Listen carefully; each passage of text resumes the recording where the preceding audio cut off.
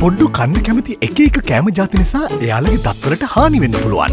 Signal triple protection 123 දත් කුහරවලින් සුපිරි ආරක්ෂාවක්, සුදුවන් දත් දෙපලක්, නැවුම් බවින් පිරිමුවක්. සිග්නල් 123 නම කියලම ඉල්ලන්න. බුබුලු බුබුලු බබල් ඇපලි බැපලි ඇඳුම් දෑතට සුමුදු කෝමාරිකා සමග දෑතට සුමුදු බබල් ඩිටර්ජන්ට් පවුඩර්.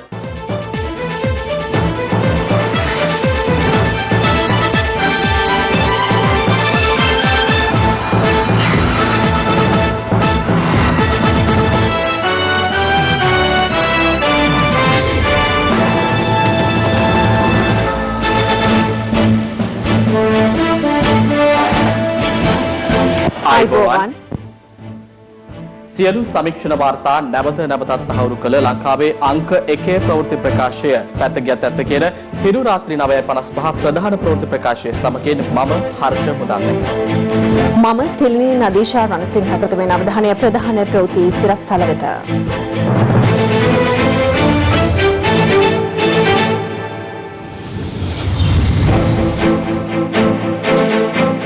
එක රටක් එක නීතියක් සංකල්පයෙන් කඩිනමින් නව ව්‍යවස්ථාවක් ගෙන එන බව ජනපති පාර්ලිමේන්තුවට කියයි. අපගේ පළමු කාර්යයක් ලෙස 19 වෙනි ව්‍යවස්ථා සංශෝධනය ඉවත් කිරීමට කටයුතු කරනවා. ඉන්පසු රටට අවශ්‍ය සහ ගැළපෙන නව ව්‍යවස්ථාවක් ගෙන එනවා. මෙහිදී එක රටක් එක නීතියක් යන සංකල්පයට මූලිකත්වය දෙනවා. මහින්ද යාපා කතානායක දුරේට විපක්ෂ නායක සජිත්, විපක්ෂයේ ප්‍රධාන සංවිධායක කිරියල්ල. සම්පායෝ අත්අඩංගුවට ගැනීම රංගපෑමක්. අත්අඩංගුවටගත් ආකාරය ගැන පරීක්ෂණ කරන්නයි නීතිපතිගෙන් වැඩ බලන පොලිස්පතිට නියෝග. විදුලි කප්පාදුව හෙටින් අවසන්. ජාතික ක්‍රීඩා සභාවේ සභාපතිත්වය මහේලට.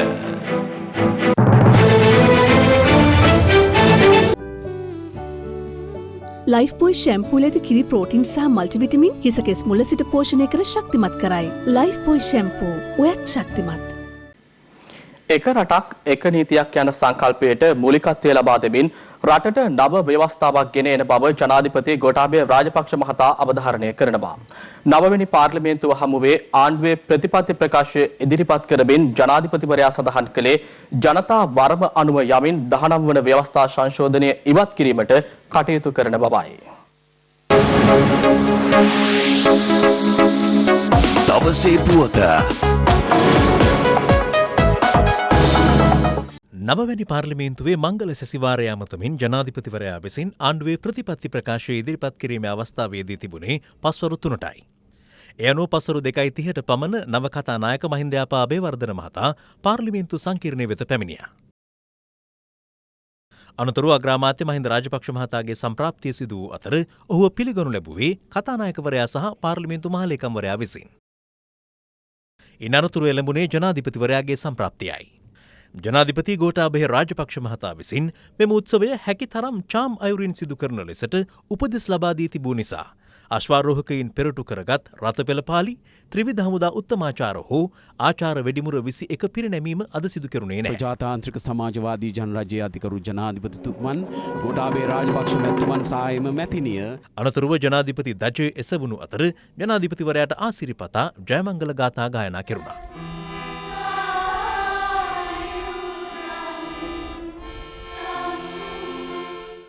සභානායකවරයා ලෙස දිනේෂ් ගුණවර්ධන මැතිතුමන්, වගේම ආණ්ඩු පක්ෂයේ ප්‍රධාන සංවිධායක ජොන්ස්ටන් ප්‍රනාන්දු මැතිතුමන්, අතිගරු ජනාධිපතිතුමන් පිළිගත් අවස්ථාව. පස්වරු 3ට ජනාධිපති ගෝඨාභය රාජපක්ෂ මහතා පාර්ලිමේන්තු සභාගර්භයට ප්‍රවිෂ්ඨ වූ අතර ජනාධිපතිවරයාගේ ලාංඡනය සහිත විශේෂ අසුනක් ඔහු වෙනුවෙන් වෙන් කර තිබුණා. ඉතිහාසයේ ප්‍රථම වතාවට සමානුපාතික ක්‍රමය යටතේ පවත්වන ලද මැතිවරණයකින් 3/2ක ඓතිහාසික ජනවරමක් ලබා දුන් දේශප්‍රේමී ජනතාවට මම මුලින්ම ස්තුති කරනවා. බුද්ධාගමට ප්‍රමුඛත්වය තහවුරු කරන අතරම මේ රටේ ඕනෑම පුරවැසියෙකුට Taman කැමති ආගමක් ඇදහිීමේ නිදහස වඩාත් හොඳින් සුරක්ෂිත වී ඇති බව ජනතාවට මේ වින විට පැහැදිලි. අප බාරගත්තේ කඩා වැටුණු ආර්ථිකයක්. මීට අමතරව COVID-19 වසංගතයටත් මුහුණ දෙන්නට සිදු වුණා. ජනතාව තුළ ඇති වී තිබෙන බිය නැතිකොට රටේ ආරක්ෂාව යලි සුරක්ෂිත කරන්නට අපි කටයුතු කොට තිබෙනවා. මා පොරොන්දු වූ ආකාරයටම පාතාල ක්‍රියාකාරකම් මත්ද්‍රව්‍ය උවදුර වැනි සමාජ විවසනයන්ගෙන් ජනතාව ගලවා ගැනීම සඳහා විධිමත් වැඩපිළිවෙලක් තිබීමත් ජනතා විශ්වාසය ඉහළ යාමට හේතු වී තිබෙනවා. මොනම හේතුවක් නිසාවත් ඒ අපේක්ෂාවන් බිඳවැටෙන ආකාරයට අප කටයුතු කරන්නේ නැහැ. වසර ගණනාවක් පුරා තමන් ජීවත් වූ ඉඩම්වලට නිසි අයිතියක් නැති ජනතාවක් සිටිනවා. ඔවුන්ට අපි නිසි ක්‍රමවේදයකට ඔප්පු ලබා දෙනවා. විශාල විදේශ විනිමයක් වැයකොට ඖෂධ ආනයනය කරනවා වෙනුවට බොහෝ ඖෂධ වර්ග මෙරටදීම නිෂ්පාදනය කිරීම අපි ආරම්භ කර තිබෙනවා. රජයේ රැකියා ලබා දීමේදී රටේ දුප්පත්ම පවුල්වලට ප්‍රමුඛතාව දෙන්නට අපි කටයුතු කරනවා. කිසිදු අමාත්‍යාංශයකට හෝ ආයතනයකට අනවශ්‍ය පරිදි කාර්ය මණ්ඩල බඳවා ගන්නේ නැහැ. දේශීය හා ගෝලීය අභියෝගයන් ජයගෙන ආර්ථික පුනර්ජීවනය උදා කර ගැනීමට නම් අපි අලුතෙන් සිතන්නට පුරුදු විය යුතුයි. Out of the box thinking is required in order to meet the economic challenges. මෙවර අමාත්‍යාංශය වෙන්කොට තිබෙන්නේ එම අරමුණ පෙරදරි කරගෙනයි. අමාත්‍යාංශ වෙන් කිරීමේදී රටේ බහුතර ජනතාවකට බලපාන කෘෂි, වැවිලි, දීවර කර්මාන්ත හා පාරම්පරික කර්මාන්ත සහ ස්වයං රැකියා අවස්ථා ප්‍රවර්ධනය සම්බන්ධයෙන් සැලකිල්ල යොමු කළා.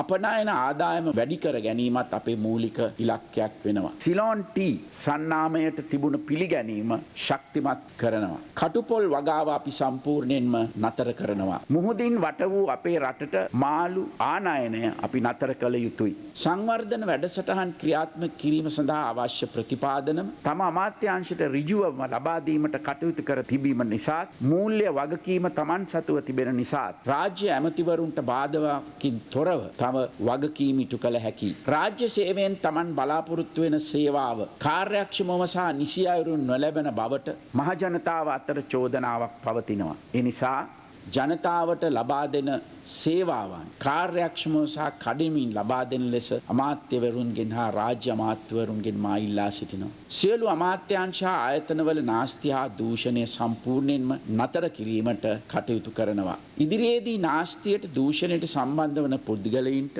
තරාතිරම නොබලා නීතිය ක්‍රියාත්මක කිරීමට මම පසුබට වන්නේ නැහැ.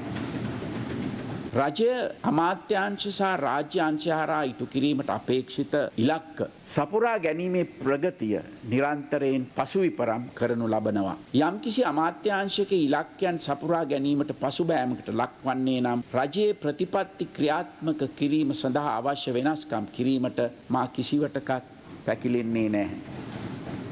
ප්‍රජාතන්ත්‍රවාදී රාජ්‍යයක සාර්ථකත්වය රඳා පවතින පදනම වන්නේ ආණ්ඩු ක්‍රම ව්‍යවස්ථාවයි. 1978 සිට 19 වතාවක් සංශෝධනය වී ඇති අපේ ආණ්ඩු ක්‍රම ව්‍යවස්ථාව තුළ ඇති අවිනිශ්චිතභාවය හා ව්‍යාකූලත්වය නිසා වර්තමානයේ ගැටලු රැසක් නිර්මාණය වී තිබෙනවා. ව්‍යවස්ථාවේ වෙනසක් සඳහා අපි ඉල්ලූ ජනවරම ජනතාව අපට ලබා දී තිබෙන නිසා අපගේ පළමු කාර්යයක් ලෙස අපි ජනතාවට පොරොන්දු වූ පරිදිම 19 වෙනි ව්‍යවස්ථා සංශෝධනය ඉවත් කිරීමට කටයුතු කරනවා. ඉන්පසු සියලු දෙනා සමග එක්ව රටට අවශ්‍ය සහ ගැළපෙන නව ව්‍යවස්ථාවක් ගෙන එනවා. මෙහිදී මේ රටේ සියලුම ජනතාව සම්බන්ධයෙන් එක රටක් එක නීතියක් යන සංකල්පයට මූලිකත්වය දෙනවා. පැහැදිලි තීරණ ගත නොහැකි අන්තවාදයේ බලපෑමට නිරන්තරයෙන් යටපත් වන අස්ථාවර පාර්ලිමේන්තුවක් රටකට සුදුසු නැහැ. නව ව්‍යවස්ථාවක් හඳුන්වා දීමේදී වර්තමාන මැතිවරණ ක්‍රමයේ වෙනස්කම් සිදු කිරීමට අවශ්‍ය වෙනවා. සමානුපාතික ඡන්ද ක්‍රමය තුළ ඇති සාධනීය ලක්ෂණ රැකගන්න අතරම පාර්ලිමේන්තුවේ ස්ථාවරභාවයද ජනතාවගේ ඍජු නියෝජනයද තහවුරු වන ලෙස මේ වෙනස්කම් සිදු කරනවා. මම මගේ රටට ආදරය කරනවා. මම මගේ රට ගැන ආඩම්බර වෙනවා. මට මගේ රට ගැන දැක්මක් තිබෙනවා. අපේ අරමුණ වන්නේ ඵලදායී පුරවැසියෙක්, සතුටින් ජීවත් වන පවුලක්, ගුණගරුක සමාජයක් හා සෞභාග්‍යමත් දේශයක් ගොඩනැගීමයි. මේ අප සියලු දෙනාගේම මව්බිමයි. ඒ නිසා ජාති, ආගම්, පක්ෂ ભેදයකින් තොරව ජනතාවට අප පොරොන්දු සෞභාග්‍යමත් දේශ ගොඩනැගීම සඳහා මා සමග එකතු වෙන ලෙස ඔබ සියලු දෙනාටම මා මිත්‍රත්වයේ දෑත් දිගුකට ආරාධනය කරනවා. ස්තුතියි. ඔබ සැමට තෙරුවන් සරණයි. ශ්‍රී ලංකා ප්‍රජාතාන්ත්‍රික සමාජවාදී ජනරජයේ 9 වන පාර්ලිමේන්තුවේ මංගල සැසිවාරය අද පෙරවරුවේ ආරම්භ වුණා. එහිදී නව පාර්ලිමේන්තුවේ කතානායක දුරේට මහින්දයාපා අබේවර්ධන මහතා නිතරගයෙන් තේරීපත් වුණා. මෙරට ව්‍යවස්ථාදායකයේ කේන්ද්‍රස්ථානයේ ශ්‍රී ජයවර්ධනපුර පාර්ලිමේන්තු සංකීර්ණය අද මෙලෙස සැදී පැහැදී සිටියේ. තවත් 5 වසරක ප්‍රජාතන්ත්‍රවාදී පරිච්ඡේදයක සමාරම්භය සනිටුහන් කරන්නටයි. පසුගියදා පැවති මහමැතිවරණයෙන් මෙරට ජනවරම හිමි කරගත් පොදු ජන පෙරමුණ හා සමගි ජන බලවේගය නව දේශපාලන පක්ෂ ලෙස මෙවර ව්‍යවස්ථාදායකයේ ප්‍රධාන භූමිකාවන් නියෝජනය කිරීම විශේෂත්වයක්. ඒ අනුව මෙලෙස දේශපාලන පක්ෂ 12ක් නියෝජනය කරමින් මැති ඇමතිවරුන් 222 දෙනෙකු නවවන පාර්ලිමේන්තුවේ මංගල සැසිවාරයට එක් වුණා. එක්සත් ජාතික පක්ෂයට හා අපේ ජන බල පක්ෂයට හිමි ඇති ජාතික ලැයිස්තු මන්ත්‍රී ධුරයන් දෙක සඳහා මෙතෙක් පත් කිරීම සිදු කර නොමැති නිසා එම පක්ෂ නියෝජනය කරමින් කිසිවෙකුත් සහභාගී වූයේ නැහැ. එමෙන්ම බන්ධනාගාරගත කර සිටින රත්නපුර දිස්ත්‍රික්කයෙන් තේරීපත් වූ මන්ත්‍රී ප්‍රේමලාල් ජයසේකරද අද පාර්ලිමේන්තු සැසිවාරයට සහභාගී වූයේ නැහැ. මෙවර පාර්ලිමේන්තුව ආරම්භයේදී සුවිශේෂී සිදුවීම් කිහිපයක්ම දැකගත හැකි වුණා. මේ රක්ෂිත බන්ධනාගාරගතව සිටින සිවනේසතුරේ චන්ද්‍රකාන්තන් අධිකරණයේ අවසරයේ සහිතව පාර්ලිමේන්තුවට පැමිණ සිටි ආකාරයයි. කොළඹ දිස්ත්‍රික්කයෙන් පාර්ලිමේන්තුවට තේරීපත් වූ මధుර විතානගේ මහතා බෝට්ටුවකින් පාර්ලිමේන්තුවට පැමිණියේ මෙලෙසින්. බතික් අත්‍යන්තර රෙදි හා දේශීය ඇඟලුම් නිෂ්පාදන රාජ්‍ය අමාත්‍ය දයාසිරි ජයසේකර මහතා සිය අමාත්‍යාංශයට අදාළ ඇඳුමකින් සැරසී පාර්ලිමේන්තු රැස්වීම සඳහා සහභාගී වී සිටියා. වසර 73කට පසු එක්සත් ජාතික පක්ෂ මන්ත්‍රීවරයෙක් නොමැතිව පාර්ලිමේන්තු පළමු සභාවාරයේ පැවැත් වූ ප්‍රථම අවස්ථාවද මෙයයි. එමෙන්ම ඉතිහාසයේ ප්‍රථම වරට හිටපු විධායක ජනාධිපතිවරුන් දෙදෙනෙකු මෙවර පාර්ලිමේන්තුව නියෝජනය කරනවා. ඒ වත්මන් අග්‍රාමාත්‍ය මහින්ද රාජපක්ෂ මහතා සහ පාර්ලිමේන්තු මන්ත්‍රී මෛත්‍රීපාල සිරිසේන මහතායි. එලෙස රැස් වූ පාර්ලිමේන්තුවේ මන්ත්‍රීවරුන්ට තමන් කැමැති පරිදි අද සභාගැබේ අසුන් ගැනීමට අවසරය ලැබී තිබුණේ ස්ථාවර නියෝගවලට අනුවයි. අද මෙලෙස නිල වශයෙන් ඇරමි පාර්ලිමේන්තුවේ මංගල සැසිවාරයේ පළමු කටයුත්ත වූයේ නව කතානායකවරයා තෝරාපත් කර ගැනීමයි. එහිදී සභානායක අමාත්‍ය දිනේෂ් ගුණවර්ධන මහතා විසින් ශ්‍රී ලංකා පොදු ජන පෙරමුණේ මහින්දයාපා අබේවර්ධන මහතා කතානායක දුරට නම් කළ අතර ඔහුගේ නම ස්ථිර කළේ විපක්ෂය නියෝජනය කරන සමගි ජන බලවේගයේ මහලේකම් රංජිත් මද්දුම් බණ්ඩාර මහතායි. ඒ අනුව මෙරට 11 වෙනි කතානායකවරයා ලෙස මහින්දයාපා අබේවර්ධන මහතා පාර්ලිමේන්තුව ඉදිරියේ දීරුම් දීමෙන් අනතුරුව පාර්ලිමේන්තුවට තේරීපත් වූ මන්ත්‍රීවරුන් කතානායකවරයා ඉදිරියේ දීරුම් දුන්නා. ඉන් අනතුරුව දේශපාලන පක්ෂ නියෝජිතයන් කතානායකවරයාට සිය සුබ පැතුම් එක්කලා. ප්‍රථමයෙන්ම ශ්‍රී ලංකාවේ නවවන පාර්ලිමේන්තුවේ අභිනව කතානායකවරයා වශයෙන් වීම පිළිබඳව ඔබතුමාට අතිගෞරව ජනාධිපතිතුමාට රජය වෙනුවෙන් මගේ හෘදයාංගම සුබ පැතුම් මේ අවස්ථාවේදී පිළිගන්න. ශ්‍රේෂ්ඨයෙක් වශයෙන් පාර්ලිමේන්තු සම්ප්‍රදාය පිළිබඳව විවිධ ශාස්ත්‍රයේ අමාත්‍ය තනතුරු ඔබන රාජ්‍ය පාලන ශාස්ත්‍රයේ විශාල අත්දැකීම් සමූහයක් තිබෙන පුද්ගලෙක්. මේ පාර්ලිමේන්තුවට ඔබතුමා අපක්ෂපාතී හා ස්වාධීන කටයුතු කරන අවශ්‍ය ශක්තිය හා ධෛර්යය තුමට ලැබේවායි කියලා ප්‍රාර්ථනා කරනවා. ජනතාව විසින් පවරා තිබෙනම පරමාධිපත්‍ය බලය ව්‍යවස්ථාදායකම කොටස කිසිසේත්ම පැහැර ගැනීමකට හෝ යට කිරීමකට හෝ දුර්වල කිරීමකට ඔබතුමා ඉඩ නොදේ කියන දැඩි විශ්වාසයක් අපට තිබෙනවා. සනාථ කළ යුතු වන්නේ ඔබතුමා විසින්ම තමයි ඉදිරි කාල පරිච්ඡේදය තුල. ඔබතුමාගේ නායකත්වය මේ උත්තරීතර සභාවේ අනාගතය සඳහා ඉතාමත්ම වැදගත්. පාර්ලිමේන්තුවට පත්වෙන සියලුම නවක මන්ත්‍රීවරුන්ට ප්‍රධාන වශයෙන්ම පාර්ලිමේන්තුව කියන්නේ රටේ ව්‍යවස්ථාදායකයේ සංවර්ධනය වගේම පාර්ලිමේන්තුව විශ්වවිද්‍යාලයකින් එහා ගිය බොහෝ දේ ඉගෙන ගන්න පුළුවන් දෙයක්. මම පැහැදිලිව කතානායකතුමාට දැනුම් දෙනවා මම සහ මම නියෝජනය කරන පක්ෂය කතානායකවරයා ලෙස ඔබේ කටයුතු සාර්ථක කර ගැනීමට උපරිම සහාය ලබා දෙන බව. සමගි ජනබලවේගයේ පක්ෂයේ විදිහට මේ පාර්ලිමේන්තුවේ කතානායකවරයා ලෙස ඒකච්ඡන්දෙන් තේරීපත් වූ ඔබට සුබ පැතුම් එක් කරනවා. ඔබේ දේශපාලන දිවිය පුරාම ඔබ බොහොම ගෞරවාන්විතව හා අවංකව කටයුතු කර තිබෙනවා. දේශපාලනිකව මේ පැත්තේ හිටියත් ඔබ අපේ කතානායකවරයා වීම අපට අතිශයින්ම ගෞරවයක්. මගේ කතාව මම ආරම්භ කරන්නේ මගේ මව් භාෂාව ලෝකයේ පැරණිම නොනැසී පවතින භාෂාව වගේම මේ රට නිජ භූමිය කරගත් පළමු ස්වදේශික වැසියන්ගේ භාෂාවෙන් ඔබට සුබ පතමින්. දැන් තිබෙන්නේ ඉතා බලවත් ආණ්ඩුවක්. මෙවැනිම ආණ්ඩුවක් ජී.ආර්. ජයවර්ධනගේ නායකත්වයෙන් 1977 දී බිහි වුණා. ඒ රෙජිමේ පාලන සමයේ තමයි 83 වැඩසටහන අපට ලැබුණේ. මේ රජයට පුළුවන් එදා අලියගිය මග ගිහින් අද වෙලා තියනවා වගේ පාර්ලිමේන්තුවේ එක් മന്ത്രി ධූරයක් දක්වා බලය සීමා කරගන්න. හැබැයි මට විශ්වාසයි ඔවුන් එසේ කරන එකක් නැහැ. නිදහස සහ සමානත්වතාවය උදා කළ හැක්කේ අතීතයේ තිබූ සාවද්‍ය මත පසකලා උතුරේ සහ නැගෙනහිර ජීවත් වන ජනතාවට පාරම්පරික අයිතිවාසිකම් වගේම ඔවුන්ට සිවිල් හා දේශ දේශපාලන අයිතීන් පිළිබඳ ජාත්‍යන්තර ප්‍රඥප්තියට අනුව හිමි ඇති ස්වයං පාලන අයිතීන් පිළිගැනීමෙන් සහ ඔවුන් ජාත්‍යයක් ලෙස පිළිගැනීමට අවශ්‍ය ඓතිහාසික උරුමයන් හා පාරම්පරික සාධක පිළිගැනීමෙන්. නමුත් බුදුදහම පවතින රටක කිසිදු පාර්ශවයක් ආධිපත්‍ය පතුරවන පාලනයක් අවශ්‍ය වන්නේ නැහැ. හේතුව සිංහල ගැමියා හොඳට දන්න සෑම ක්‍රියාවකටම ඊට ප්‍රතිවිරුද්ධ ප්‍රතිචාරයක් ඇති බව අපට අමතක නැති නිසා.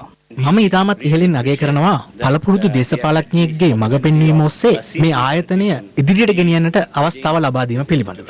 කතාව කියනවා වැටයි නියරයි දෙකම තියෙන්නේ ගොයමේ ආරක්ෂාව. නමුත් වැටත් නියරත් ගොයන් කන්න පටන් ගත්තොත් මොනවා කාට කියන්නද කියලා කතාවකුත් තිබෙනවා. පසුගිය කාලයක් තිබුණා අපේ වැට නියරත් දෙකම ගොයන් කන තත්වයටපත් වුණා. ඒ අතීතයෙන් වෙන් වෙලා අපට නැවතත් මේ රටට වගේම නිදහසක් පාර්ලිමේන්තුව තුළ ඔබතුමාගේ මූලාස්නයෙන් ලැබෙනවා ඇතයි විශ්වාස කරමින් ඔබතුමාට මගේ ප්‍රශංසාව සුභාසිංසනය පළ කරමින් මානියන්දු. අපි සියලු දෙනා බලාපොරොත්තු වෙන ඉල්ලේ මේ රටට නව කන්ස්ටිටියුෂන් එක. මම හිතනවා මේ සභාව කන්ස්ටිටියුෂනල් කවුන්සිල් හැටියට පත් කරලා අපි ඉක්මනින් මේ රටට හොඳ ව්‍යවස්ථාවක් ඉදිරිපත් කරලා සියලු ජාතීන්ම නිදහසෙන් ජීවත් වීමට කිසිදු රටකේ එංගිලි ගෙහිම නැතුව ඒවා කරගැනීමට ඔබතුමාට අද බලයක් ඇවිල්ලා තියෙනවා. ජ්‍යෙෂ්ඨ නායකු වන ඔබතුමා ඊතරම කූල් කියලා අපිට කියන්න පුළුවන්. කූල් එකකින් ඉඳගෙන වැඩ කරන්න පුළුවන් නායකයා. ඔබතුමාට මම සුබපතනවා මේ රටට හොඳ එකක් කරලා පෙන්වන්න. කතානායකතුමනි, ඔබතුමාගේ අනාගත සැලසුම් වලටත් අග්‍රාමාත්‍ය මහින්ද රාජපක්ෂ මහතාගේ සංවර්ධන සහ පළාත් සභාව පිළිබඳ කටයුතු වලටත් කරට කර ඉඳලා මම උදව් කරනවා. අපේ රටේ විවිධ සමාජ ගැටුම් ඇති වෙලා තියෙනවා. මමත් ඒ සමාජ ගැටුම් ආයුධ ගැටුම් නිසා අවුරුදු 16 දී LTTට එක් වෙලා අරගල කළා. නමුත් එම සංවිධානයේ අරමුණු සහ ප්‍රතිපත්ති වැරදි නිසා ඉන් අයින් වෙලා ප්‍රජාතන්ත්‍රවාදී වශයෙන් අද ගොඩක් දේවල් කරලා තියෙනවා. මේ රජය ගන්නා සංවර්ධන ක්‍රියාමාර්ගවලට සහ 13 වෙනි සංශෝධනය හරහා පළාත් සභාව ශක්තිමත් කිරීමේ ක්‍රියාවලියට මම දිගටම උදව් කරනවා. ඔබතුමාගේ දුරකාලය තුලදී ආණ්ඩු පක්ෂය වගේම විපක්ෂයත් ආරක්ෂා කිරීම මෙන්ම අප සැමගේ වරප්‍රසාද ආරක්ෂා කර දීමටත් කටයුතු කළ යුතුයි. නව රජයෙන් නව ව්‍යවස්ථාවක් ගෙන ඒමට තීරණය කර තිබෙනවා. ඔවුන් ඒ සඳහා දැනටමත් කමිටුවක්ද පත් කර අවසන්. කාලෙන් කාලයකට ව්‍යවස්ථාවන් වෙනස් කරලා තිබෙනවා. ඉදිරියට එන රජයන් සඳහා වෙනස් කළ නොහැකි ආකාරයෙන් මෙවර ව්‍යවස්ථාව වෙනස් විය යුතුයි. එක පක්ෂයක් හෝ එක කණ්ඩායමක් සතුටු කිරීම සඳහා නොව රටේ සමස්ත ජනතාව සුරක්ෂිත වෙන ආකාරයේ ව්‍යවස්ථාවක් ගෙන ආ යුතුයි. ශබ්දය අනුව තීරණ දීපු යුගයක් මේ පාර්ලිමේන්තුව පහු කර පැමිණ තිබුණා. එවැනි අශෝභන තත්වයකට මේ පාර්ලිමේන්තුව පත් වෙන්නට නොදී අපේ රටේ පොදු ජනතාවට පාර්ලිමේන්තුව දෙස ඉතා ගෞරවයෙන් බැලිය හැකි වාතාවරණයක් ඇති කිරීම මම හිතනවා ඔබතුමාට පුළුවන් කාර්යභාරයක්. විශේෂයෙන්ම ඔබතුමා 1987 ඉන්දු ලංකා ගිවිසුම අත්සන් කරපු වෙලාවේ හෘද සාක්ෂියට එකඟව තීරණ ගත්තු මහජන නියෝජිතයෙක්. එහෙම හෘද සාක්ෂියකට අනුව තීරණ ගත්තු කෙනෙක් කතානායක පුටුවේ වාඩි වී සිටීම මේ සභාවට කරන එක්තරා ආකාරයක ගෞරවයක්. ඒ නිසා ඒ සියලු කරුණු අනුව මේ සභාව ඉතාම නිවැරදිව මෙහෙවීමට ඔබතුමාට හැකි වෙන බව අපිට විශ්වාසයි. කරු කතානායකතුමනි, ඔබතුමාගේ දකුණු පැත්ත විතරක් නෙවෙයි දකුණු වම් දෙපැත්ත සිසාරා සිටින්නේ ශ්‍රී ලංකාවේ සමානුපාතික ක්‍රමයට බිහි වුණු දැවැන්තම ආණ්ඩු පක්ෂයයි. මේ රටේ ජනතාව මෙවැනි දැවැන්ත ජනවරම ආණ්ඩුවට ලබා දුන්නේ නව ආණ්ඩුක්‍රම ව්‍යවස්ථාවක් හඳුන්වා දීමටයි. ඒ බිහි වෙන නව ආණ්ඩුක්‍රම ව්‍යවස්ථාව පිළිබඳ මේ ගරු සභාවට නායකත්වයේ දීමේ බාරදූර වගකීම් පැවරෙන්නේ ඔබතුමන්ටයි. ඉන්පසු පාර්ලිමේන්තුවේ නව නියෝජ්‍ය කතානායකවරයා ලෙස ශ්‍රී ලංකා පොදු ජන පෙරමුණේ පාර්ලිමේන්තු මන්ත්‍රී රංජිත් සියඹලාපිටිය මහතා ඒකච්ඡන්දයෙන් පත් වුණා. නියෝජ්‍ය කාරක සභා සභාපති ධුරයට තේරීපත් වූයේ ශ්‍රී ලංකා නිදහස් පක්ෂයේ නියෝජනය කරමින් යාපනයේ දිස්ත්‍රික්කයෙන් පාර්ලිමේන්තුවට තේරීපත් වූ අංගජන් රාමනාදන් මහතායි. මෙවර පාර්ලිමේන්තුවේ සභානායක ධුරය අමාත්‍ය දිනේෂ් ගුණවර්ධන මහතාට හිමි වූ අතර ආණ්ඩු පක්ෂයේ ප්‍රධාන සංවිධායක ලෙස පත් කෙරුණේ අමාත්‍ය ජොන්ස්ටන් ප්‍රනාන්දු මහතායි. විපක්ෂ නායක ධුරය හිමි වුණේ සජිත් ප්‍රේමදාස මහතාටයි. මේ අතර සභානායකවරයා ලෙස තේරීපත් වූ විදේශ අමාත්‍ය දිනේෂ් ගුණවර්ධන මහතා අද පෙරවරුවේ සිය ධුරයේ වැඩභාර ගනු ලැබුවා. ආණ්ඩු පක්ෂයේ ප්‍රධාන සංවිධායකවරයා ලෙස පත් කෙරුණු මහා මාර්ග අමාත්‍ය ජොන්ස්ටන් ප්‍රනාන්දු මහතාද සිය ධුරයේ වැඩ ආරම්භ කළේ මෙලෙසින්. මේ අතර විපක්ෂයේ ප්‍රධාන සංවිධායක නම් කිරීම සම්බන්ධයෙන් සමගි ජන බලවේගයේ පක්ෂයේ විශේෂ සාකච්ඡාවක් අද දහවල් පාර්ලිමේන්තු සංකීර්ණයේදී පැවැත්වුණා. තීරණයක් ගත්තද විපක්ෂ ප්‍රධාන සංවිධායක ධුරය සම්බන්ධයෙන්? ඒ විපක්ෂයේ අපේ ගණ්ඩායම අපි හරි ආකාරයට ගන්නවා ඒක. කරබල වෙන්න එපා. ගැටුමක් තියෙන්නේ නෑ නෑ කිසිම ගැටුමක් නෑ. අර අරන් ඉවරයි බලන්න කියලා. අපි ලොම් හැලිච්ච බල්ලෙක් නැතුව අපි තරුණ ජවයක් තියෙන හොඳ පුද්ගලෙක් දාන්න තමයි හැමෝගේම මතය උනේ. සජිත් ප්‍රේමදාස මැතිතුමා මාව විපක්ෂයේ ප්‍රධාන සංවිධායක හැටියට පත් කෙරුවා. අවුරුදු 4මාරක් සභානායක හැටියට වැඩ කෙරුවා ආණ්ඩුව තියෙන කාලේ. ඉතින් පාර්ලිමේන්තුවේ වැඩ කටයුතු ගැන මම විශ්වාස කරනවා මට මන අවබෝධයක් තියෙනවා. අපේ සංවිධායකවරු 10 දෙනෙක් ඉන්න ඔක්කොම. අපේ ඉන්නවා විපක්ෂයේ ප්‍රධාන සංවිධායකතුමෙක් ඉන්නවා, පාර්ලිමේන්තු කටයුතු ප්‍රධානියෙක් ඉන්නවා, නියෝජ්‍ය සංවිධායකවරු 4 දෙනයි, අතිරේක සංවිධායකවරු 4 දෙනයි. විපක්ෂයේ ප්‍රධාන සංවිධායකතුමා හැටියට ලක්ෂ්මන් කිරියල්ල මැතිතුමාත්, පාර්ලිමේන්තු කටයුතු ප්‍රධානී හැටියට ගායන්ත කරුණාතිලක මැතිතුමාත්. නවරජයේ ප්‍රතිපත්ති ප්‍රකාශනය ජනාධිපති ගෝඨාභය රාජපක්ෂ මහතා ඉදිරිපත් කිරීමෙන් අනතුරුව සාම්ප්‍රදායික තේපැන් සංග්‍රහය පැවැත්වුණා. නව පාර්ලිමේන්තු සැසිවාරයක් ආරම්භ වීමෙන් අනතුරුව කතානායකවරයා විසින් සාම්ප්‍රදායිකව පවත්වන තේපැන් සංග්‍රහය අදත් පැවැත්වුණා. ජනාධිපති ගෝඨාභය රාජපක්ෂ මහතාගේ ප්‍රධානත්වයෙන් පැවති එම සංග්‍රහයට පක්ෂ විපක්ෂ මන්ත්‍රීවරුන් සහභාගී වුණේ මෙලෙසින්.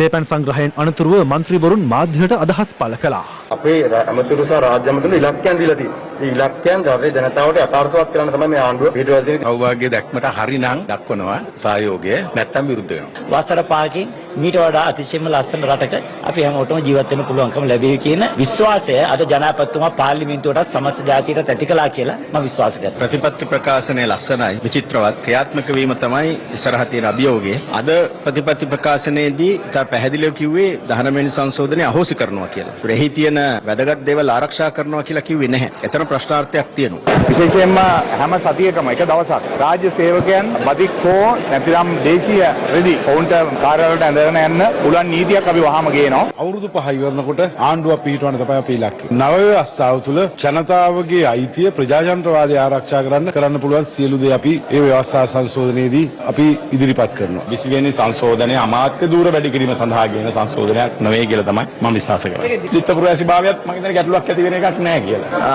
හරි අවස්ථාවේදී හෘදය කරන්න විපක්ෂයක් හැටියට අපි තීරණය කළා තියෙනවා. හොඳ දේවල් වලට අපි සහයෝගය දෙනවා. අපිට කිසිම නිදහසට කරුණක් නැත. අපිට තියෙන්නේ ඒ ක්‍රියාවලිය අපි ජනතාව වෙත ඉදිරිපත් කරපු ක්‍රියාවලිය ඉදිරියට ගෙනියන්න. දානවය සංශෝධනය මුළුම්ම ඉවත් කරනවා නම් අපි ඒකට විරුද්ධව තමයි කතා කරන්නේ ක්‍රියා කරන්නේ. නැතුව ඒකේ තියෙන අඩුපාඩු සකස් කරන්නට මොනවාරි පනතක් ගේනවා නම් අපි ඒක ගැන බලන්න සූදානම්.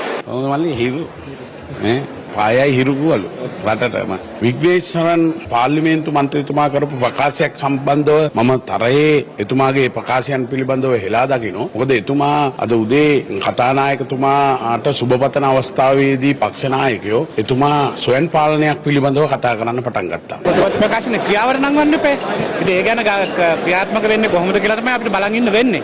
ඉතින් එතුමා අදහස් කරන දේ මහ පොළවේ හරියට ක්‍රියාත්මක කරන්න පුළුවන් නම් ඒක වරදක් නැහැ. සංශෝධනය සිද්ධ වෙනවා නම් සිද්ධ වෙන්නේ 20 වෙනි සංශෝධනයේ හැටියට. ඉතින් ඒකේ තියෙන කරුණු මොනවද කියන එක පිළිබඳව අපිට තාම කතා කරන්නට බෑ. මොකද ඒ සඳහා කැබිනට් අමාත්‍යවරු 5 දෙනෙක්ගෙන් යුත කමිටුවක් පත් කරලා තියෙනවා. ඔබතුමා පත් වුණා විතරයි කරන්න ඒක ආරම්භයේදී විශාල අභියෝගයක් ගෙන එක හැම ජයග්‍රහණ පිටිපස්සම හොඳ අභියෝගයක් තියෙනවා. 21 වෙනිදා වෙනකොට නොරොච්චල බලාගාරයේ එක ප්ලාන්ට් එකක් ක්‍රියාත්මක වෙනවා. මෙකොට 300ක් 280ක් පමණ හෙට අවශ්‍ය වෙනකොට ලැබෙනවා. කොයින් අන්ද වෙනකොට නිවැරදි කරන්න පුළුවන් කියලා කියන එකයි විදුලි බල මණ්ඩලයේ නිලධාරීන්ගේ මතය. හැමෝම හිතන්නේ කඳුරට මිනිස්සු කිව්වම ඒගොල්ලෝ ඔක්කොම වතුකම් කරුවෝ කියලා. ඒ ආකල්පය අපි ඉස්සෙල්ලම වෙනස් කරන්න ඕනේ. අපි ඒක නියත වශයෙන්ම කරනවා.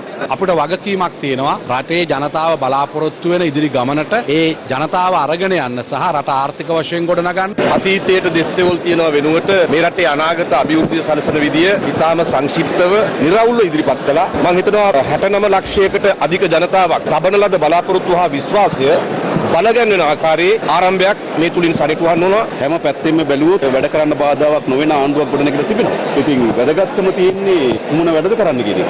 ඒ පිළිබඳව තමයි අපි විමර්ශනයෙන් බලාගෙන ඉන්නේ. වැටේ මගේ අප්පලා වටෙන්නවා.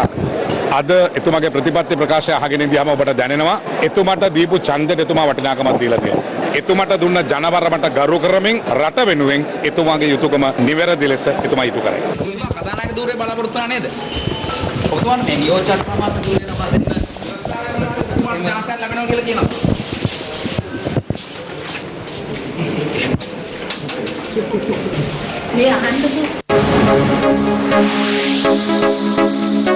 දවසේ පුවත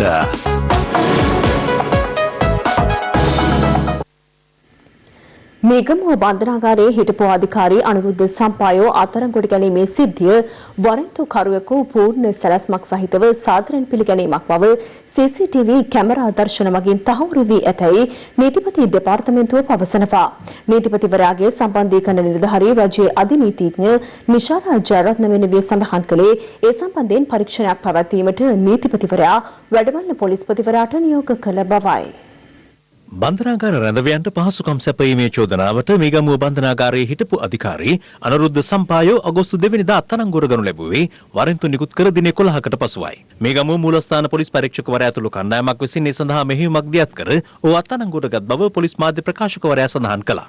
විශේෂ බුද්ධි මෙහෙයුමක ප්‍රතිඵලයක් වශයෙන් අත්අඩංගුවට ගත් මීගමුව මූලස්ථාන පොලිස් පරීක්ෂක විසින් කුරුණෑගල ප්‍රදේශයේදී සිදු කරන ලද විමර්ශනයකදී තමයි මේ සැකකරු අත්අඩංගුවට ගත්තේ. කෙසේ වෙතත් සැකකරු අත්අඩංගුවට ගැනීමක් සිදු කළ බවට පොලිස් මාධ්‍ය ප්‍රකාශක ජාලී සේනාරත්න මහතා පැවසුවද අනුරුද්ධ සම්පායෝ වෙනුවෙන් පෙනී සිටි නීතිඥවරුන්ද අධිකරණය හමුවේ පවසා සිටියේ තම සේවාදායකයා පොලිසියට බහර වූ බවයි. ඒ අනුව අනුරුද්ධ සම්පායෝ අත්අඩංගුවට ගැනීමේ සිද්ධිය සම්බන්ධයෙන් මේගමුව මූලස්ථාන පොලිස් පරීක්ෂකවරයාගේ ක්‍රියාකලාපය සහ ඊට අදාළව පොලිස් මාධ්‍ය ප්‍රකාශකවරයා කර තිබූ ප්‍රකාශය ගැන පරීක්ෂණයක් පවත්වන ලෙස නීතිපති දප්පුලද ලිවේරා මහතා වැඩබලන පොලිස්පතිවරයාට නියෝග කර තිබෙනවා. අනුරුද්ධ සම්පායන අය පොලිස් භාරයට ගත් ස්ථානයේ CCTV දර්ශන අනුව මීගමුව මූලස්ථාන පොලිස් පරීක්ෂකවරයා ඇතුළු නිලධාරීන් පිරිසක් අනුරුද්ධ සම්පාය නැමැත්තාගේ සහෝදරයා ඇතුළු පිරිසත් අනුරුද්ධ සම්පායෝ එම ස්ථානයට ළඟා වෙන තෙක් රැඳී බලා සිටින ආකාරයත් නිරීක්ෂණය වුණා. එසේම අනුරුද්ධ සම්පායෝ නැමැත්තා රතු පැහැති ජීප් රථයකින් එම ස්ථානයට පැමිණ මීගමුව මූලස්ථාන පොලිස් පරීක්ෂකවරයාගේ රථයේ ඇසලට ඇවිද යන ආකාරයත් එහි සටහන් වී තිබුණා. එම අවස්ථාවේදී අනුරුද්ධ සම්පායෝ යමකු අමතමින් සිටි ආකාරයත් ඉන් අනතුරුව එම දුරකථන ඇමතුම මූලස්ථාන පොලිස් පරීක්ෂකවරයාට කතා කිරීමට ලබා දෙන ආකාරය පෙනී ගියා. තවද මීගමුව මූලස්ථාන පොලිස් පරීක්ෂකවරයා අනුරුද්ධ සම්පාය නැමැත්තාගේ ශරීරයට අතපාමින් ඔහුව සුහදව පිළිගන්න ආකාරයත් හොඳින් නිරීක්ෂණය කිරීමට හැකියාවක් ලැබුණා. එම අවස්ථාවේදී ඔවුන් සතුටු සාමිචියේ යෙදෙන බවත් නිරීක්ෂණය කළා. ඒ අනුව ඒ අත්අඩංගුවට ගැනීමක් නොව වරෙන්තුකරුවෙකු පූර්ණ සැලසුමක් සහිතව සාදරයෙන් පිළිගැනීමක් බව සාමාන්‍ය දැනුමක් ඇති ඕනෑම පුද්ගලයෙකුට පැහැදිලි වන කරුණක් බවට ගරු නීතිපතිවරයා විසින් වැඩබලන පොලිස්පතිවරයාට දැනුම් දීමක් සිදු කළා. අත්අඩංගුවට ගත් බවට මහජනතාවට ඒත්තු ගැන්වීම පිණිස මේ ආකාරයෙන් මීගමුව මූලස්ථාන පොලිස් පරීක්ෂකවරයා අනුරුද්ධ සම්පායන සැකකරු සමග එකට එක්ව කරන ලද සාමූහික රඟ දැක්වීම සම්බන්ධයෙන් නොපමාව වාර්තා කරන ලෙස ගරු නීතිපතිවරයා උපදෙස් ලබා දුන්නා. එසේම අත්අඩංගුවට ගත් බවට අසත්‍ය සටහන් යෙදීම සම්බන්ධයෙන් මීගමුව මූලස්ථාන පොලිස් පරීක්ෂකවරයාට විරුද්ධව නොපමාව කරුණු දක්වන ලෙසත් දැනුම් දුන්නා. පොලිස් මාධ්‍ය ප්‍රකාශක විසින් එම සිද්ධිය සම්බන්ධයෙන් සැකකරු අත්අඩංගුවට ගත්තේ උපක්‍රමශීලීව බුද්ධි මෙහෙයුමක ප්‍රතිඵලයක් වශයෙන් යයි අසත්‍ය කරුණු මහජනතාව වෙත දන්වා මහජනතාව නොමග යැවීම සම්බන්ධයෙන් ඔහුගේ එම ප්‍රකාශ සම්බන්ධයෙන්ද විමර්ශනයක් සිදුකොට නොපමාව වාර්තා කරන මෙන් තවදුරටත් ගරු නීතිපතිවරයා විසින් වැඩබලන පොලිස්පතිවරයාට උපදෙස් ලබා දීමක් සිදු කළා. කෙසේවත් මේ සම්බන්ධයෙන් පොලිස් මාධ්‍ය ප්‍රකාශක ජ්‍යෙෂ්ඨ පොලිස් අධිකාරී ජාලී සේනාරත්න මහතා මෙලෙස ප්‍රතිචාර දැක්වුවා. පොලිස් මාධ්‍ය ප්‍රකාශක ප්‍රකාශය ඉදිරිපත් කරන්නේ මාධ්‍ය ප්‍රකාශකට ලැබෙන වාර්තා අනුව දැනට ගරු නීතිපතිතුමා විසින් ඒ සම්බන්ධයෙන් වැඩබලන පොලිස්පතිතුමාට විමර්ශනයක් කිරීම සඳහා ලිඛිතව දැනුම් දීලා තියෙනවා. ඒ අනුව මම හිතනවා මට එරෙහිව තියෙන විමර්ශනයක් සම්බන්ධයෙන් මම කරුණු ඉදිරිපත් කිරීම සදාචාරාත්මක නැහැ කියලා. අගෝස්තු මාසයේ 3 වෙනිදා මේකම මූලස්ථාන පොලිස් පරීක්ෂකවරයාට එරෙහිව පොලිස් විශේෂ විමර්ශන ඒකකයේ මගින් විමර්ශන ආරම්භ කළා දෙනවා. අදාළ උද්ෘත එම ඒකකයට ගෙන්නගෙන තියෙනවා. මාධ්‍ය මගින් ප්‍රචාර වුණු වාර්තා ඔවුන් ගෙන්වාගෙන ඒ සම්බන්ධයෙන් අභ්‍යන්තර විමර්ශනයක් කරනවා. ඊට අමතරව ගරු නීතිපතිතුමාගේ උපදේශ පරිදි පොලිස්පතිතුමා විසින් එතුමාගේ උපදේශ අනුව ක්‍රියා කිරීම සඳහා නියෝග ලබා දීමට බලාපොරොත්තු වෙනවා. එම උපදේශ අද ලැබුණේ. හිටපු අමාත්‍ය රාජිත සේනාරත්න මහතා ඇතුළු විත්තිකරුවන් තිදෙනෙකුට එරෙහිව අල්ලස් කොමිසම අද කොළඹ මහාධිකරණය හමුවේ අධිචෝදනා ගොනු කළා. 2014 වසරේ මෝදර දීවර වරාය අඩු වටිනාකමක් සහිත බදු පදනමක් යටතේ පෞද්ගලික සමාගමක් වෙත පැවරීම තුළින් රජයට පාඩු සිදු කළ බවට හිටපු දීවර අමාත්‍ය රාජිත සේනාරත්න මහතා ඇතුළු විත්තිකරුවන් තිදෙනෙකුට එරෙහිව මෙලෙස අධිචෝදනා ගොනු කර තිබෙනවා. එම නඩුවේ සෙසු විත්තිකරුවන් ලෙස දීවර වරාය නීතිගත සංස්ථාවේ හිටපු සභාපති උපාලි ලියනගේ සහ එහි කළමනාකාර අධ්‍යක්ෂ නීල් රවීන්ද්‍ර මුණසිංහ යන අය නම් කර තිබෙනවා. මේ අතර ව්‍යාජ සාක්ෂි නිර්මාණය කිරීම සම්බන්ධයෙන් අත්අඩංගුවටගත් අපරාධ පරීක්ෂණ දෙපාර්තමේන්තුවේ හිටපු අධ්‍යක්ෂ ශානි අබේසේකර සහ උප පොලිස් පරීක්ෂක රෝහණ මෙන්ඩිස් සැප්තැම්බර් මාස 3 වෙනිදා දක්වා තවදුරටත් රක්ෂිත බන්ධනාගාරගත කර තිබෙනවා. ඒ ඔවුන් අද ගම්පහ මහේස්ත්‍රාත් මංජුල කරුණාරත්න මහතා හමුවට ඉදිරිපත් කිරීමෙන් අනතුරුවයි. අපරාධ පරීක්ෂණ දෙපාර්තමේන්තුවේ හිටපු පොලිස් පරීක්ෂක නිශාන්ත ද සිල්වා අත්අඩංගුවට ගැනීමටත් මහේස්ත්‍රාත්වරයා එහිදී නියෝග කර තිබෙනවා. ශානි අබේසේකරට විරෝධය පළ කරමින් ගම්පහ මහේස්ත්‍රාත් අධිකරණය අසල අද විරෝධතාවක්ද පැවැත්වුණා.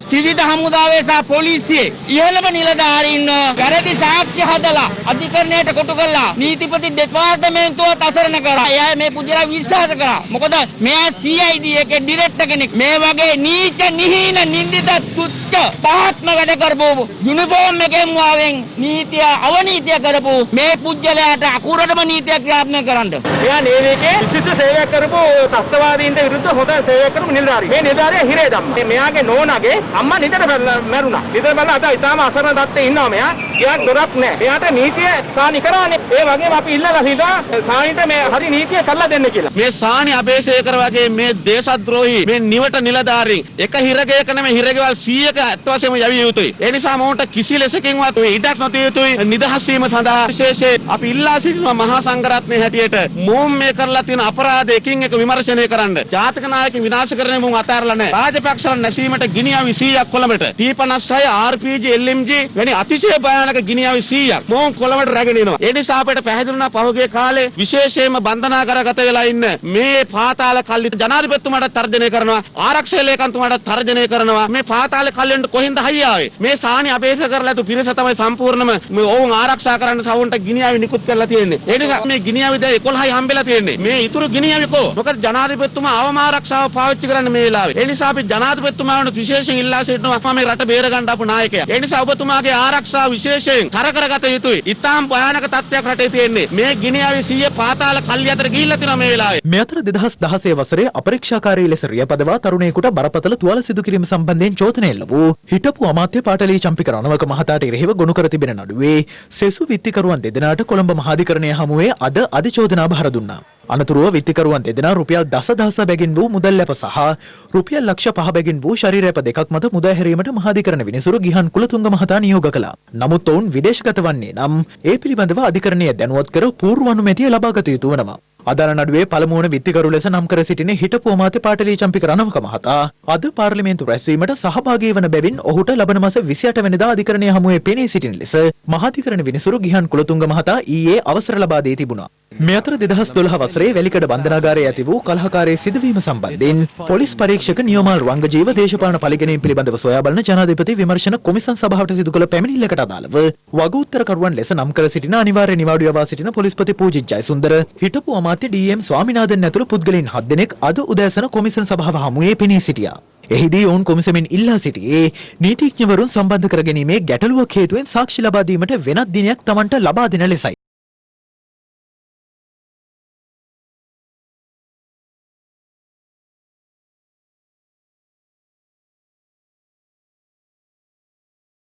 හිරු CIA හරහා ඊයේ අප හෙළි කළේ මෙරට තරුණ තරුණියන්ට ජපානයේ අධ්‍යාපන හා රැකියා අවස්ථා ලබා දෙන බව පවසමින් මුදල් වංචා කරන ජාවාරමක් පිළිබඳවයි.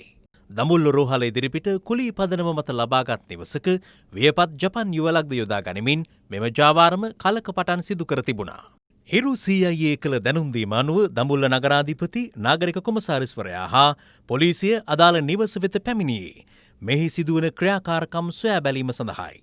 එම අවස්ථාවේ නිවසේ සිටියේ ජපන් යුවල හා ජපන් රැකියා ජාවාරම මෙහෙය වූ පුද්ගලයාගේ බිරිඳ පමණයි. ජපන් ක්ලාස් කරනවා. ජපන් භාෂාව උගන්වලා ළමයිව යවනවා ස්ටුඩන්ට්ස්ලා විදිහට ඒ ස්ටුඩන්ට් වීසා වලට. ඔයාලා ලියාපදිංචිද සමාගමක් හිතේ ලියාපදිංචි කරලා තියෙනවා. මට පොඩ්ඩක් ඩොක්යුමන්ට්ස් බලන්න පුළුවන්ද? නගරාධිපතිවරයා හා නාගරික කොමසාරිස්වරයා එම ලියවිලි පරීක්ෂා කළ අතර එහිදී හෙළි වූයේ එම ලියවිලිද ව්‍යාජව සකසා ඇති බවයි. ගෝයේ ඔෆිෂල් ඇඩ්‍රස් එක කලින් දීලා තිබුණේ සම්පත්පත්. කලින් දීපෙක නෙමෙයි මම ඔයාට හෙට දවසේ ගිහින් මේක යාපනයේ තියාගෙන කියන්න පුළුවන් මේ අපි යාපනයේ කියලා. හෙඩ් ඔෆිස් එකක් හරි මොකක් හරි තියෙන තැනක් මේකේ තියෙනවනේ කොයිද කියලා මම අහන්නේ. මේක නම් සඳහනක් නෑ. මේ රතු මේවා එකෙන් කියන්නේ එම්බෝස් සීල් එකක් තියෙනවා. මේ එම්බෝස් සීල් එකක් මේකේ නෑ. මේ වලට ආද කියලා. ඔයාලා දඹුල්ලට අවදින් අවුරුදු කීයද? 2017 ආවා. 2017 අවුරුදු 3ක්. දැන් අවුරුදු 3ක් යනකම් ඕගොල්ලෝ කිසිම කෙනෙක් යවලක් නෑ. හරි. එක්කෙනෙක්වත් යවලක් නෑ. බොහෝ පිරිසක් මොවුන්ගේ මෙම ජපන් යැවීමේ වංචාවට හසු වී මේ වන විටත් මුදල් අහිමි කරගෙන අවසන්. ඔයා ලක්ෂ 2.5යි. ඔයා කීය? 2.5යි. ඔයා කීයද පුතා? 2.5. මෙයාලගේ සල්ලි ගත්තේ කොහොමද? ඔයාලා රිසිට් එකක් දීලාද? දඹුල්ල පොලිසිය මෙම වංචාව පිළිබඳ වැඩිදුර විමර්ශන සිදු කරනවා. මෙම වංචාවට හසු වූ තවත් අය වෙතොත් ඒ පිළිබඳ දඹුල්ල පොලිසියට පැමිණිලි ඉදිරිපත් කරන ලෙසයි පොලිසියේ උසස් නිලධාරියෙකු මහජනතාවගෙන් ඉල්ලා සිටියේ.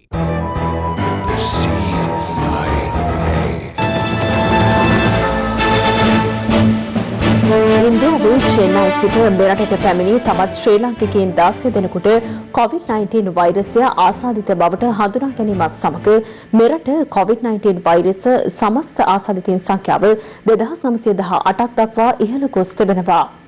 දැන් තවත් දේශීය කිහිපයක් සමගින් රට වටා හිරු. රට වටා හිරු. හෙටින් පසු විදුලිය කප්පාදු කිරීම සිදු නොකරන බව විදුලි බල මණ්ඩලය පවසනවා. ජාතික ආරක්ෂාව පිළිබඳව සතිපතා සාකච්ඡාවට මඳුන් කෙරෙන බුද්ධි සමාලෝචන රැස්වීම 2018 වසරේ ඔක්තෝබර් මාසෙන් පසු විධිමත්ව නොපැවැත් වූ බව පාස්කු ප්‍රහාරය සම්බන්ධයෙන් විමර්ශනය කරන ජනාධිපති කොමිසම හමුවේ අනාවරණ වුණා. ඒ 14 වන දිනටත් හිටපු රාජ්‍ය බුද්ධි අධ්‍යක්ෂ නිලන්ත ජයවර්ධන මහතා ඊයේ සාක්ෂි ලබා දුන්න අවස්ථාවේදී සාක්ෂි ලබා දෙමින් ඔහු වැඩිදුරටත් සඳහන් කළේ පාස්කු ප්‍රහාරයට ඉතා නුදුරු දිනක සහරාන්ගේ පිරිස කාත්තන්කුඩියේ සිදු කළ යතුරු පැදි බෝම්බ පිපිරීම අත්හදා බැලීමක් බවට බලධාරීන් දැනුවත් කළ බවයි. 28ක් ව පැවති ක්‍රෙඩිට් කාඩ් පොලි අනුපාතයේ 18ක් දක්වා 10%කින් පහත හෙලීමට ශ්‍රී ලංකා මහ බැංකුව තීරණය කර තිබෙනවා. එමෙන්ම 12ක් ව පැවති උකස් පහසුකම් මත වන උපරිම පොලි අනුපාතයේ 10%ක් දක්වා තවදුරටත් අඩු කර ඇති අතර නිත්‍ය තැන්පතු පහසුකම් අනුපාතයේ 4.5%ක් ලෙසත් නිත්‍ය ණය පහසුකම් අනුපාතයේ 5.5%ක් ලෙසත් පවතිනු ඇති. පසුගියදා පොලිස් භාරයට ගන්නා ලද රුපියල් මිලියන 200ක වටිනාකමකින් යුත් මැන්ඩි මද්‍රව්‍ය ප්‍රවාහනය කළ බහුදින දීවර යාත්‍රාව අද අම්බලන්ගොඩ වරායේදී දෙහිවල පොලිසියේ නිලධාරීන් විසින් සිය භාරයට ගෙන තිබෙනවා.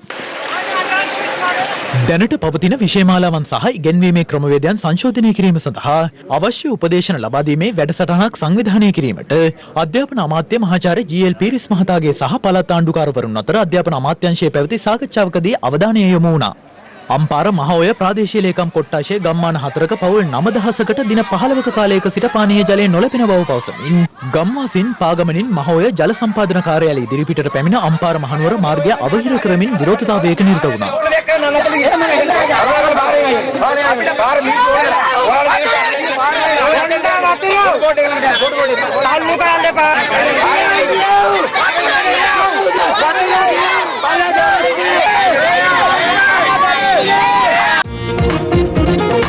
රට වටා හිරු.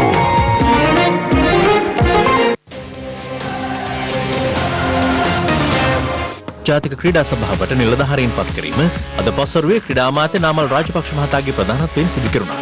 ඒ අනුව නව ජාතික ක්‍රීඩා සභාවේ සභාපති ලෙස හිටපු ශ්‍රී ලංකා ක්‍රිකට් නායක මහේල ජයවර්ධන පත් කර තිබෙනවා. මීට අමතරව හිටපු ශ්‍රී ලංකා ක්‍රිකට් නායක කුමාර් සංගක්කාර, විධ හමුදාපති ලුතිනන්ට් ජෙනරාල් ශවේන්ද්‍ර සිල්වා, දේලන්ත මාලගමුව ජුලියන් බෝලින් ඇතුළු නිලධාරීන් 14 දෙනෙක් නව ජාතික ක්‍රීඩා සභාවට ඇතුළත්. පළවෙනි කවුන්සිලේ විදියට මම යෝජනා කරා ජාතික සංචිත තේරීම් කමිටුව. මෙතෙක් කල ඇමතිවරයාගේ නිර්දේශය මත තමයි පත් වුණේ. ඉතින් අද ඉඳන් ඒ නම් සංගම් විසින් ක්‍රීඩා කවුන්සිලයට යොමු කරාම කවුන්සිලේ නිර්දේශය මත තමයි මගේ අස්සන කියන්නේ. ලෝකෙන් ප්‍රීති නාමයක් දිනාගත්තු පිරිස තමයි අද මේකට එකතු වෙලා තියෙන්නේ. ඒ සියලු දෙනාම ඇවිල්ලා තියෙන්නේ තාමත් සත්භාවයෙන් ක්‍රීඩාව දිනු කරන්න. ඒ සඳහා අවශ්‍ය සියලුම පහසුකම් සියලුම බලතල ඉදිරි කාලෙදී ලබා දෙනවා. මේ රටේ ක්‍රීඩාව හදන්න නම් අපි අලුත් විදියට ඒ ගැන හිතන්න ඕනේ. අපි මෙතනට ඇවිල්ලා ඉන්නේ අපි සෙල්ලම් කරපු ක්‍රීඩාව දිනු කරනවා. ඒකත් අවේර නෙමෙයි ශ්‍රී ලංකාවේ තියෙන හැම ක්‍රීඩාවක්ම බලලා ඒකට අවශ්‍ය කරන සැලැස්මක් සකස් කරන්න පාසල් වලින් තමයි අපේ සැලැස්ම හැදෙන්නේ. ක්‍රීඩකයන්ගේ සහ ක්‍රීඩාවල ජාතික බලාපොරොත්තුවක් තියෙනවා. ඒ සියලු දේම අලුත් විදිහකට ස්ථාපිත කරන්න. ඒ වගේ ක්‍රීඩා පනතත් ක්‍රීඩා නීතිය ජාතික ක්‍රීඩා ව්‍යුහයත් ප්‍රතිසම්පාදනය කරන්න ඒ දැක්මත් එක්ක තමයි මම හිතන්නේ මේ හමුව කැඳවලා තියෙන්නේ. ඔබ ක්‍රීඩා වෙනුවෙන් දැඩි හඬක් නැගුවා. ඔබටත් ගල් මුල් ආවා. දැන් එතනින් එහාට බේරෙන්න පුළුවන් වෙයි. ඇඟ බේර ගන්න ඕන හඬක් නගන්න ඕනේ නැහැ නේ.